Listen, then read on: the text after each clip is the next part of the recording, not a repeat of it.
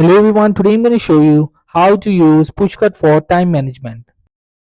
So just tap on my Pushcut app, officially logged in, and how to use Pushcut for time management. So make sure you will just tap on this triggers which is bottom, and when you just get in here you will see my first notification. So I will just tap on it from here. Make sure the enable button is turned it on, and if you want to change the time management, so from here you will just change the time. I will just set it 8:25 a.m. So just tap to set it. And if you want to time your weekly, you can just select the days and different times. You will just have to set it from here.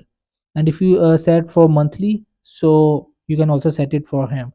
But I will just set my daily times on it.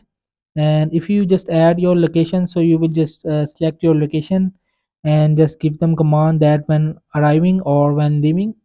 So that's it. So this is how to set management. When you just set your time, so you will just tap on done. So here you will see my time management is changed.